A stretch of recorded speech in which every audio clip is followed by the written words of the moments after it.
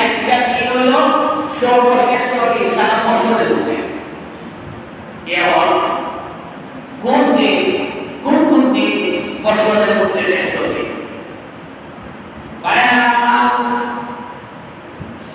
নবীর সাহাবী আবু উমামা বাহিনী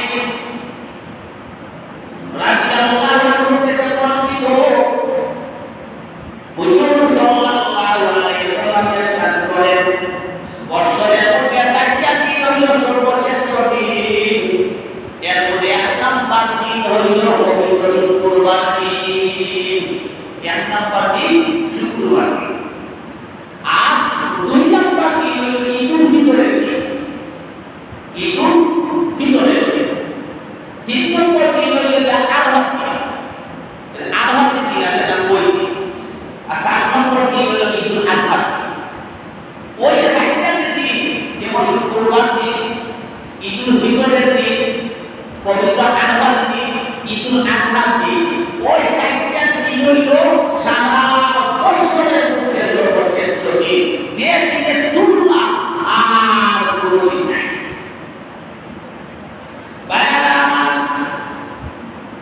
ওই যে শুক্রবার দিন, ওই দিন বড় শ্রেষ্ঠ দিন। হুজুর সাল্লাল্লাহু আলাইহি ওয়াসাল্লাম ইরশাদ করেন, এই সময় জুম্মা হয়, তোমরা মসজিদের মধ্যে চলে যাও, ইমামের কাছাকাছি গিয়ে তোমরা বসো এবং যিকিরিল্লাহ সুরসাল তোমরা শুনিও। নামাজ শেষ করে যে ব্যক্তি পায়ে পানির মধ্যে যাইবে, নবী ঘোষণা করেন তার আমলনামার মধ্যে প্রত্যেকটা কদমে কদমে 1 বছরের মহলে মাত্র সওয়াব হবে। সুবহানাল্লাহ। ওই যে আজকে গাইতে গেলে মানে হাদিসে কই এসেছে পায়ে, হাদিসে কই এসেছে পায়ে। এখন যদি গাইতে যাই মানে না লাগাতার কই হই না হাদিসে লাগে আমরা বলে কি বলতেছি আপনারা কাছে। হুজুর সাল্লাল্লাহু আলাইহি ওয়াসাল্লাম বলেন যে পায়ে আপনি পায়ে আপনি বাড়িতে চলে যান, যত না কদম দিলে প্রত্যেকটা কদমে কদমে আমলনামার মধ্যে মহান আল্লাহ রাব্বুল আলামিন 1 বছরের মধ্যে সওয়াব এর জন্য শুক্রবার শ্রেষ্ঠ। তাও শেষ না, আমার নবী ইরশাদ করেন, যে ব্যক্তি জুম্মার নামাজ পড়ল সে খুতবা শুনল।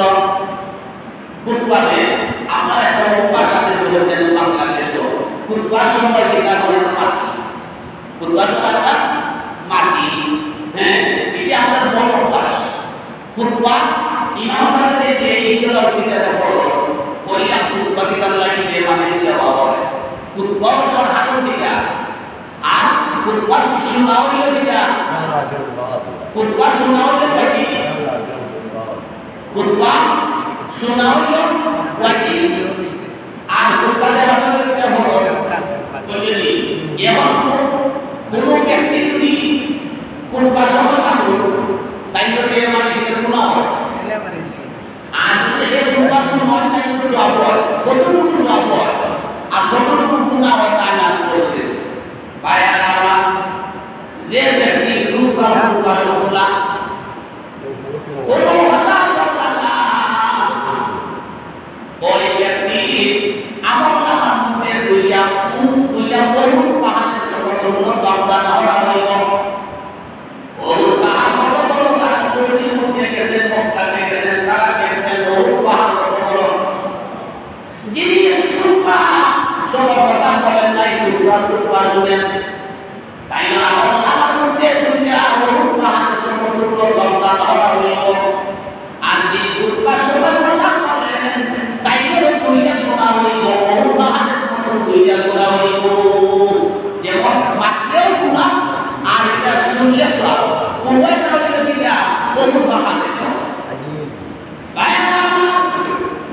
যে ব্যক্তি খুতবা শুনলেন, জুম্মার সালাত আদায় করে বাড়ি ফিরতে গেলেন, আমার যিনি আছেন বাংলাদেশে এই মসজিদের মধ্যে আদায়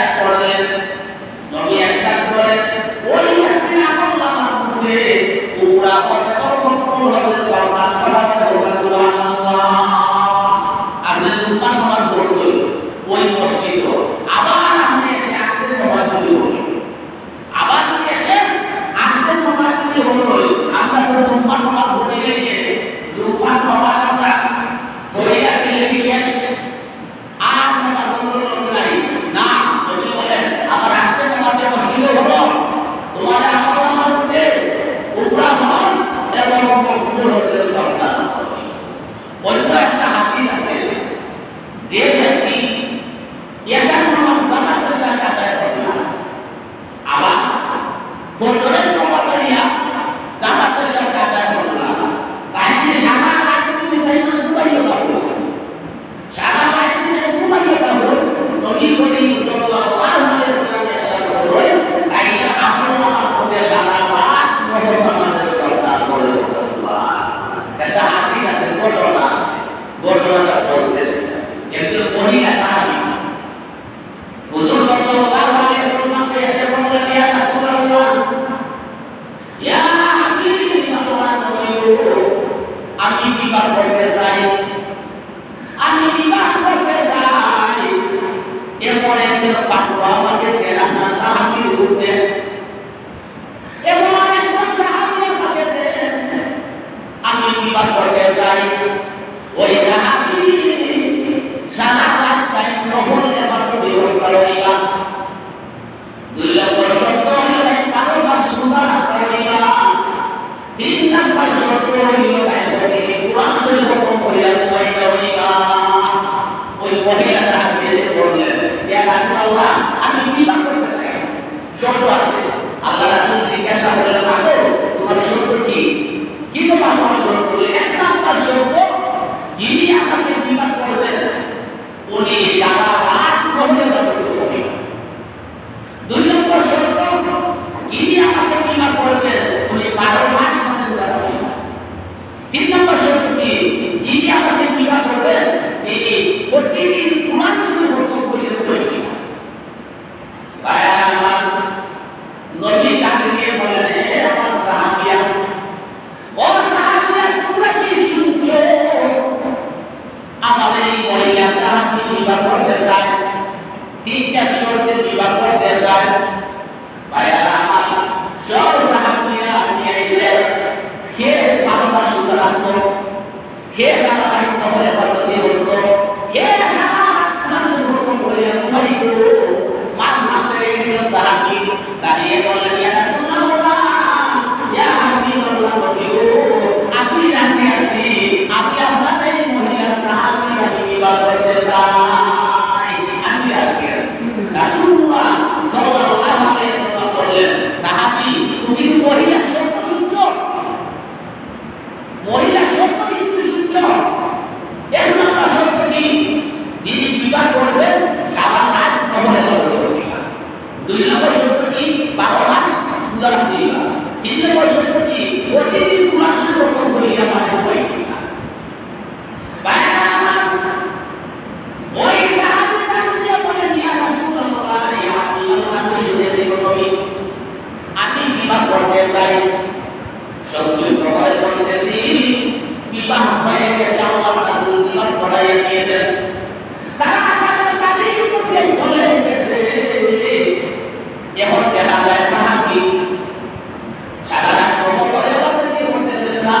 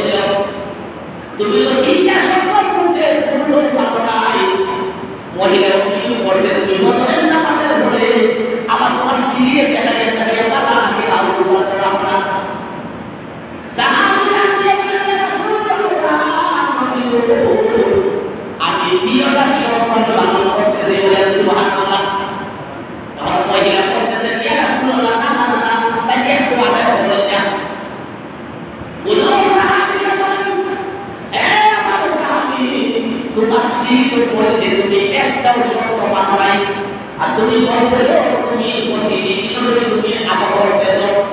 সাহাবীরা দিয়ে বলেন ইয়া রাসূলুল্লাহ, ইয়া হাবিবাল্লাহ, আপনার মা দুটো বাজে আপনি বলেছেন যে এসার নামাজ মসজিদে পড়বে, আবার বলেন নামাজ এসে মসজিদে পড়বে, তার আমল নামাজ পড়বে সারা রাত পড়বে, মাত্র সন্তান করবে পড়বে। সুবহানাল্লাহ। হুজুর সাল্লাল্লাহু আলাইহি ওয়াসাল্লাম বলেন আমার সাহাবী সত্য বলছে, আমার সাহাবী সত্য বলছে। মহিলা একটা হুজুর এটা তো প্রোগ্রাম মানলাম, তাই তো উদাহরণ আমাদের দেখাইয়া দেখাইয়া বদলে বলে আমার দেখাইয়া দেখাইয়া মালা মালা থাকে। হুজুর জিজ্ঞাসা করলে সাহাবী উদাহরণ সাহাবী ডাকিয়ে বলে রাসূলুল্লাহ, আপনার বাপ জবানে বলেছেন হাদিসের মধ্যে তিনি রমজান মাসে রোজা রাখবো আর শাওয়াল মাসে 6টা রোজা রাখবো। ওই ব্যক্তি আমল নামাজ পড়তে সারা বছরের রোজা রাখার সওয়াব করা হইল। আমি কি সব পাই জানি? আল্লাহ রাসূল বলেন মহিলা রে, আমার সাহাবী সত্য বলেছে, বলেন সুবহানাল্লাহ। আমার সাহাবী সত্য বলছে। এমন মহিলা হলে আজকে একটু বুঝলাম কুরআন শরীফ পড়তে বলেন না, কুরআন শরীফ পড়তে কোনো সত্য আছে না? কুরআন শরীফ পড়তে বলেন না। সাহাবী ডাকতে বলেন রাসূলুল্লাহ, ইয়া হাবিবাল্লাহ, আপনি বলেছেন যিনি নাকি এসার নামাজের পরে তিনবার আউযুবিল্লাহি বিসমিল্লাহ সাথে সূরা ইখলাস কুল হুয়াল্লাহু তার আমলের মধ্যে আল্লাহ রাব্বুল আলামিন কুরআন শরীফ পড়তে সওয়াব করবা। নবী আপনি বলুন আপনি কি কুরআন শরীফ পড়তে কি ভাই? আল্লাহ রাসূল বলেন মহিলা রে, আমার সাহাবী সত্য বলেছে, আমার সাহাবী সত্য বলেছে। ওই এসার নামাজের পরে আবার এসার নামাজ মসজিদের মধ্যে হইয়া যে আমার হুজুরের তোমাদের এই মসজিদের মধ্যে হলো, আপনার আমার আমল নামা কি হইল? সারা রাত নফল নামাজের সওয়াব। এই যে শুক্রবারের দিন, এই যে শুক্রবারের রূপার নামাজ হলো তোমার 6 রাকাত 2 রাকাত দিন, আর জোহরের হলো 6 রাকাত 4 রাকাত। ওর লাগাই আজকে শুক্রবার না, আজকে তো আর নাই, এখন তো 4 রাকাত হলো জোরে জুম্মার ক্ষেত্রে যেমন 2 রাকাত, জুম্মার হলো 4 রাকাত, কিন্তু এই 4 রাকাত আমরা খুব পড়ি না, 2 রাকাত পড়ি, আর 2 রাকাত কেন পড়ব? বাইরে আমার হাদিস শরীফের মধ্যে উল্লেখ রয়েছে ইমাম সাহেবের খুতবার সময় কথা বলা নিষেধ। কোন ব্যক্তি যদি খুতবার সময় কথা হয় তার আমল নামার মধ্যে বহু বাহানের মতো 2টা গুনাহ হয়। আমরা 2 রাকাত ফরজ নামাজ আদায় করি আর 2টা খুতবাতে আমরা এই 2টা খুতবার মধ্যে 2 রাকাত নামাজ পড়ি, আদায় করেন সুবহানাল্লাহ। এই যে 2 রাকাত নামাজ হলো 2টা খুতবার হলো ফরজ নাই, খুতবার হলো এই খুতবার সময় মাত্রই নামাজও মাত্র বলি নামাজও মাত্র নামাজ হয়ে না, এই খুতবার সময় কি কারণ মাত্রা এর লাগি শ্রেষ্ঠ, এর লাগি খুতবার দিন শ্রেষ্ঠ কারণ শেষ নাই। ওই যে 2 বার আমল হয়, কুরআন আর 2 বার আমল কি একবার, কিন্তু শুক্রবারে 2টা আযান হয়, এই আযানগুলো 2 বার হইতে পারে না। ভাইরা আমার ওই আযান খুতবার যে আযান দেই, ওই আযানটা হচ্ছে এই আযান খুতবার যে আযান দেই, এই আযান হচ্ছে এই আযান রাসূলুল্লাহ সাল্লাল্লাহু আলাইহি ওয়াসাল্লামের জামানায় হুজুর সাল্লাল্লাহু আলাইহি ওয়াসাল্লাম খুতবার আগে আযান দেওয়াইয়া এই সময় মানুষের সংখ্যা বেড়ে গেল, মুসলমানের সংখ্যা বেড়ে গেল। ওই যে উসমান রাদিয়াল্লাহু আনহু ঘোষণা করে দিলেন মুসলমানের সংখ্যা বেড়ে গেছে, গোলাম ময়দানে জুম্মার নামাজ পড়ে তখন একজনকে বললেন মানুষকে আগে আসার জন্য তুমি আযান দাও।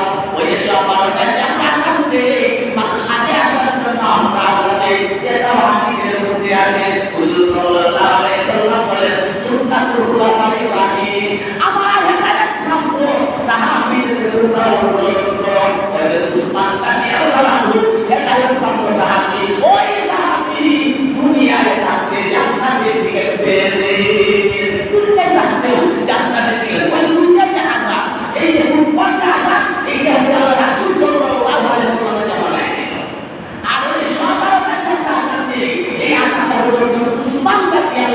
আনন্দ আমরা পাইতেছি ফজর কথা বলে আসসালাতু খায়রুম মিনান নাওম ইটা বলে এগুলা টাকা দরকার আছে না আসসালাতু খায়রুম মিনান নাওম মসজিদের নববীর পয়তে গিয়েছিলেন হযরত বিলাল রাদিয়াল্লাহু আনহু ওই হাদিসের মধ্যে আছে যে আযানের শব্দ মুয়াজ্জিন যা বলে আমরা তাই বলি কিন্তু হাইয়া আলাস সালাত হাইয়া আলাল ফালাহ এই শব্দটা বলো লা হাওলা ওয়ালা কুওয়াতা ইল্লা বিল্লাহ লা হাওলা ওয়ালা কুওয়াতা ইল্লা বিল্লাহ আরো আছে আপনি যদি অর্থ জানেন আপনার অর্থ বলতে পারবেন ওই কিসের সময় আল্লাহু আকবার আল্লাহু আকবার আপনাদের আল্লাহ বড় আল্লাহ মহান আল্লাহ শ্রেষ্ঠ আল্লাহ বড় আল্লাহ মহান আল্লাহ শ্রেষ্ঠ যেমনি আমরা বলতে পারবো আশহাদু আল্লা ইলাহা ইল্লাল্লাহ আমি সাক্ষী দিচ্ছি এক আল্লাহ ছাড়া কোনো মাবুদ নাই আশহাদু আন্না মুহাম্মাদুর রাসূলুল্লাহ আমি সাক্ষী দিচ্ছি ওয়াদের মুহাম্মদ সাল্লাল্লাহু আলাইহি ওয়াসাল্লাম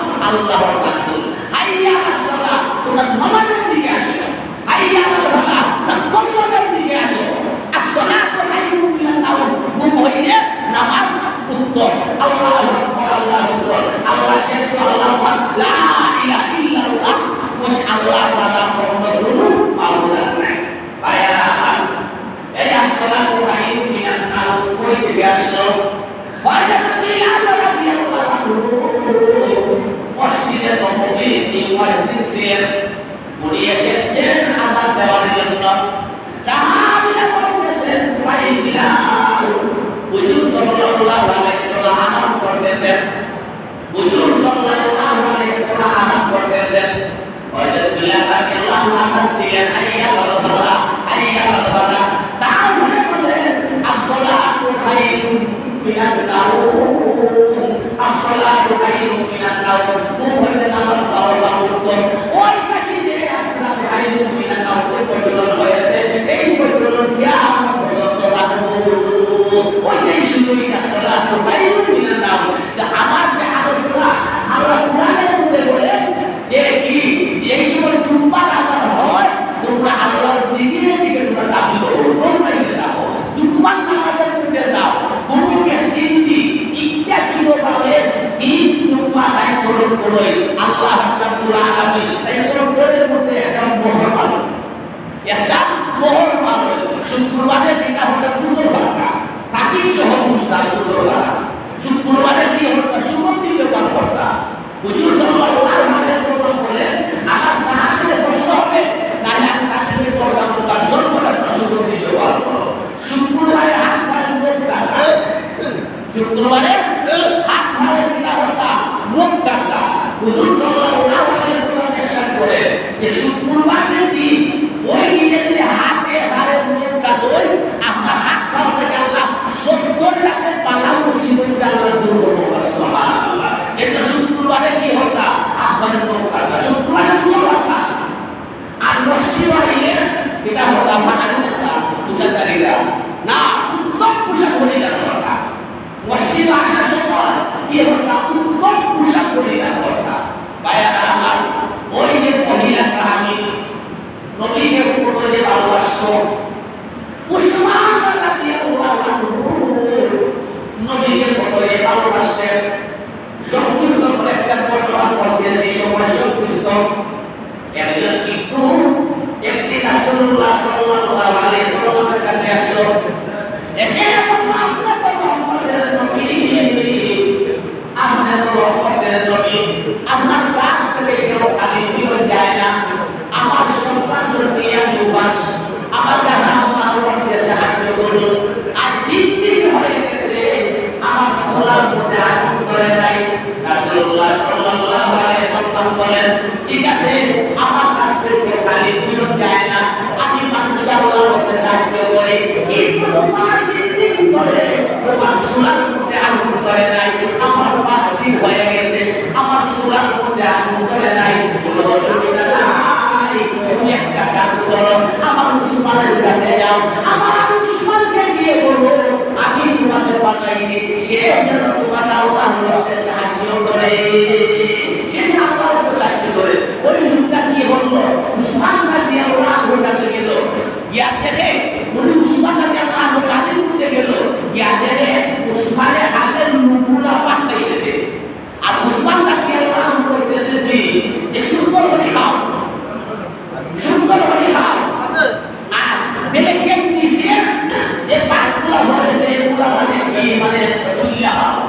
বেলেগের নিচে যে বাদ ধরে জানি হাদিস হয় এগুলা তুললে আমার এটা সুন্দর এগুলা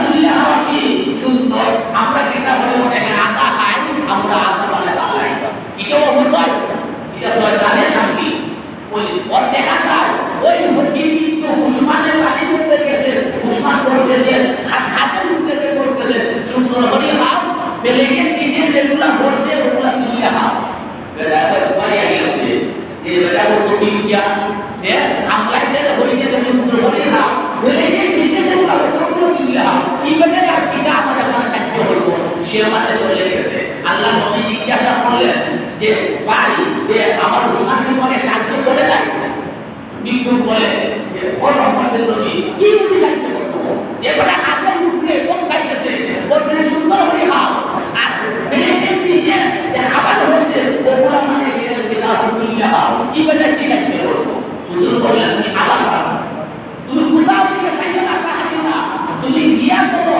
আমি তোমাকে বানাইছি সে আবার গেল দাওয়াত করে গিয়া গেলে উসমান রাদিয়াল্লাহু আনহু যে হাজের যে মহিলারা আছে এরা পেলে এবং তেল বাসনা পরিষ্কার করতেছে অতিরিক্ত সাবান ব্যবহার করতেছে অতিরিক্ত কি সাবান ব্যবহার করতেছে তাই আবার কোন পাইতেছে বলতেছে অতিরিক্ত খরচ করিও না অবশ্যই খরচ করিও না এগুলা কি শয়তানের শান্তি যেমন হাদিস শরীফের মধ্যে আছে একটা দিয়ে তো বুঝি আমরা সবাই তো বলি ওই যে সাউ পাতা বাবা একটা দিয়ে বানাইতে হাদিস শরীফের মধ্যে এসেছে আল্লাহ রাব্বুল আলামিন 70 জন ফেরেশতা লাগে সুবহানাল্লাহ একটা কানা বানাইতে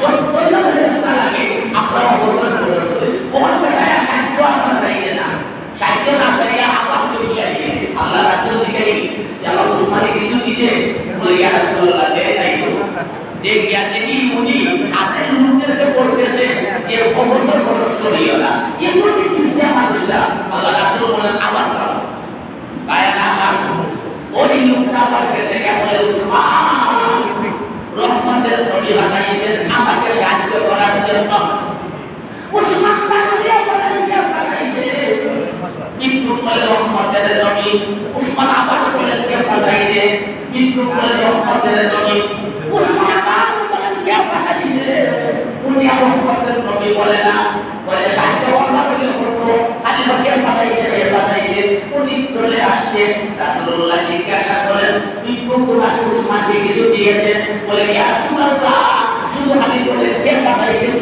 উসমান কিছু দেয় না নবী ডাক দিয়ে বলে তুমি এখানে একটু বসো কিছুক্ষণের মধ্যে আমার উসমান এখানে আসবে উসমান রাদিয়াল্লাহু আনহু তার সামনে এসে সালাম দিলেন আপনি ইয়া রাসূলুল্লাহ ভিতরে প্রবেশ করার অনুমতি দিন আল্লাহ রাসূল কি করে প্রবেশ করার অনুমতি দিলেন রাসূল ডাক দিয়ে বলে উসমান রে আমি কিন্তু ফাটাইছিলাম আপনি সাহায্য করে নাই বলে ইয়া রাসূলুল্লাহ নবী গো আপনি সাহায্য করেছি আপনার নামে মহব্বতে উনি সাইবার করেছে রহমতের নবী বানাইছে উনি 100 বার উনি বলবো রহমতের নবী বানাইছে 100টা উট বুঝাই আপনাদের নাম হইয়া দিলাম উনি সাইবার বলছে রহমতের নবী বানাইছে সাইটা উট আমি মারজাবা বুঝাই কইয়া ওই মুক্তার জন্য এসেছি আপনার নামের হাতে আপনি আল্লাহর রাস্তায় দিয়া দিলেন সুবহানাল্লাহ এইভাবে দেখি সাহাবীদের নবীকে ভালোবাসতেন বর্তমান হাদিস সময়ে আর সবথেকে শেষ বিলাস শরীফ আছে আপনারা সবাই কাঁদবেন যে জুম্মার নামাজে লোক আপনাদের বিলাস শরীফ হয়